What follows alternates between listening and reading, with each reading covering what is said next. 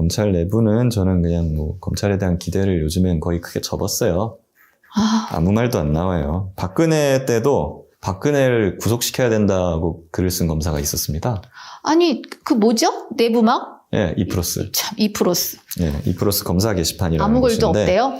거기에 조용하답니다. 그래서 저는 두 가지로 해석이 돼요. 검사는 과거에 약간 그래도 정의감이 있는 그런 사람들이었어요. 그렇지만 자기 조직을 엄청나게 사랑하는.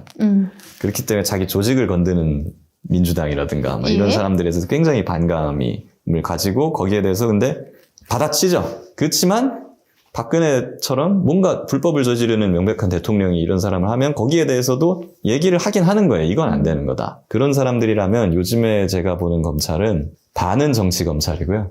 반은 MG 검사다. 저는 그렇게 보고 있거든요. 아, 우리 MG 아니에요. MG 잘해요. 네, 왜 그러냐면 약간 말이 부적절할 수도 있어요. 네, 뭐 정의로운 MZ 세대도 네, 많이 네. 있겠습니다. 거긴 죄송한데 지금 검사가 하도 퇴직을 안 하다 보니까 인사적체가 심해서 40% 50%에 달하는 사람들이 검찰 간부입니다. 간부가 50% 절반인 조직이 됐어요. 이 사람들은 약간 승진이나 뭐 이런 걸 위해서 위를 보는 사람들이에요. 그러니까 어떻게 보면 좀 정치 검사라고 볼 수도 있죠. 편향된. 그 사람들은 그렇고 있고. 그럼 밑에 있는 평검사들은 젊은 세대거든요. 예, 이분들은 사실 정치에 그렇게 관심이 없어요. 그러니까 검사는 고위공무원이어갖고 약간 국가를 위해서, 국민을 위해서 이런 거에 관심을 가지고 움직여야 되는데 그냥 이분들한테는 검찰청이 그냥 회사입니다. 아니, 그럼에도 불구하고 자기 일은 해야 될 거 아니에요. 자기 일만 하죠. 난 나한테 배당된 사건만 해. 명태균, 김건희 나한테 배당된 사건 아니야. 내 일 아니야. 난 신경 안 써. 무기력하다 검찰 조직 내부가. 그리고 그 다음들은 심지어는 뭐 그렇게 돼가지고 정권이 바뀌고 뭐 검찰이 뭐 해체되고 뭐 기소청으로 바뀌고 뭐 그러면 나 나가면 돼. 봉지욱 기자는 또 지금 압수수색 각오하고 있어요. 다음 주쯤에 언제 들어오지 않을까. 지금 뭐 언론인이나 작은 유튜버 그다음에 기자 개인은 이렇게 뭔 일만 생기면은 그냥 가서 모든 걸 다 쓸어가시는 분들인데 뭐 누구는 가져가서도 몇 시간 만에 돌려주고 하긴 뭐 폰 반납하고 예. 김건희 씨 수사할 때부터 뭐 수사는 무슨 수사. 공정성이라는 거를 이미 벗어던진 저희가 지 오래됐죠. 지금 답답해서 저희도 이렇게 한탄조로만 얘기하고 있는데 이게 이렇게 끝나서는 안 되는 사건이거든요. 일 안 하는 검찰 이야기를 지금 했는데 이제는 일 못하는 검찰 이야기 한번 해볼게요. 아까 이기셨다고 그랬잖아요, 변호사님. 네. 그 얘기는 검사가 졌다는 거잖아요. 네. 형사재판에서 기소를 했는데 세상에 기소를 했는데도 불구하고 무죄가 났으면은 검사가 틀렸다. 검사가 잘못됐다고 법원이 인정한 거죠. 그 검사는 뭐 쓰나요? 저기서 쓰나요? 사회에서 쓰나요? 벌점을 벌점이요?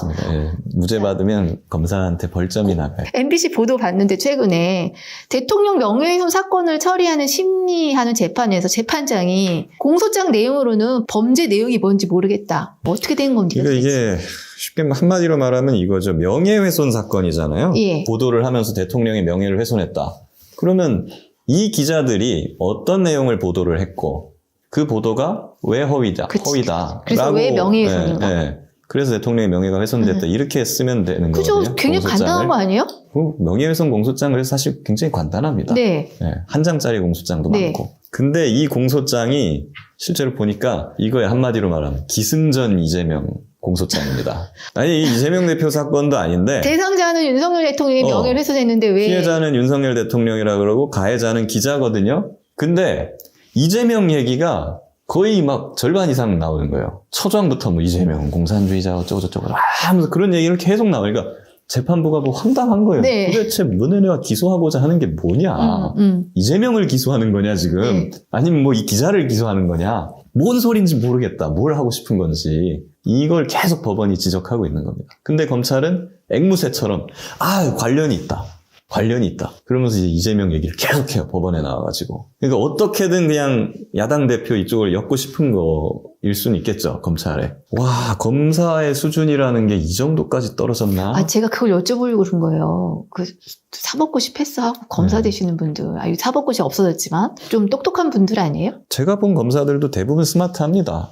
그리고 뭔가 똑똑한 사람들 많은데 왜 이 사람들이 이런 사건에만 들어가면 이렇게 될까? 본인들 스스로가 수사를 하다 보니까 그런 편향성을 갖게 된 것인지 아니면은 본인들의 어떤 출세욕이나 이런 것 때문에 본인 스스로 눈을 가려버린 건지. 기소를 한다는 건요, 그러니까 범죄가 있다라는 거잖아요. 누군가에게. 그 당사자를 한번 생각해 보세요. 근데 만약에 이게 아까 이겼는데 무죄 판결 받고 나면은 그분은 나 무죄지만 니네가 나한테 범죄가 있다라고 산 거니까는 배상을 요청할 수 있어요?